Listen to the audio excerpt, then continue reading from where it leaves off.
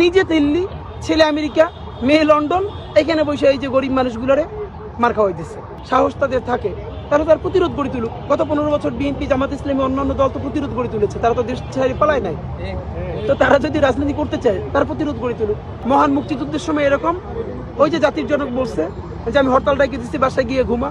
এখন হাসিন এরকম বলছে আমি লকডাউন দিয়ে দিচ্ছি, যা ফাইন।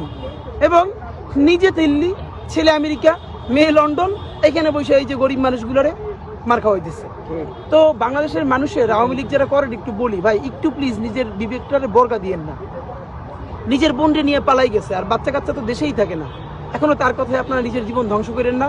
আপনারা তো অবাক করেন যারা গণহত্যা করে নাই, আর বাকি যারা গণহত্যা করেছে, বাংলাদেশে ইনশাল্লাহ কোনো শক্তি এই বিচারকে ব্যাহত করতে পারবে না, তাতে যদি কোনো রাজনৈতিক দলও কারোর সাথে আপোষ করে। কারণ এখন এই গণ অভ্যুত্থানের নতুন বাংলাদেশের সব থেকে প্রধান শরিক আমাদের শহীদ পরিবার।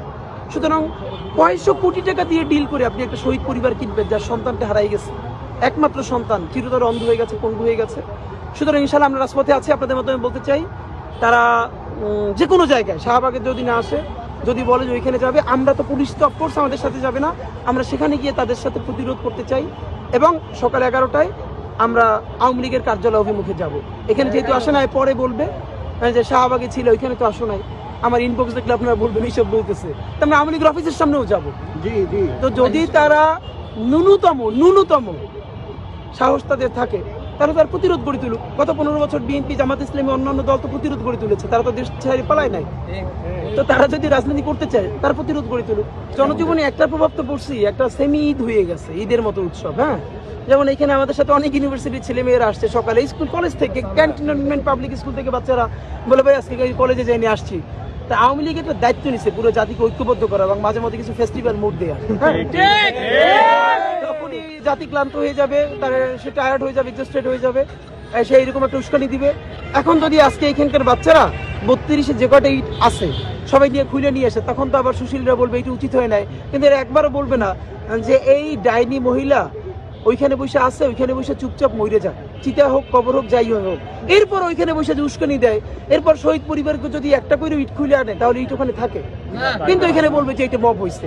আর ওইখানে বসে যে শত শত কোটি টাকা বিনিয়োগ করে দেশ স্থিতিশীল করতেছে, এটা কিছু না। হেফাজতের সময় বাইতুল মুকাররমে নিজেরা আগুন দিয়ে বলে হুজুররা আগুন দিছে।